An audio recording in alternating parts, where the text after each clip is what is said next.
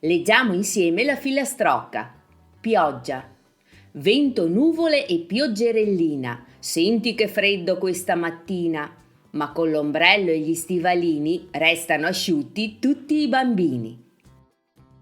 Coloriamo i disegni e ritagliamoli. Pieghiamo a metà l'ombrello e incolliamo all'interno la filastrocca.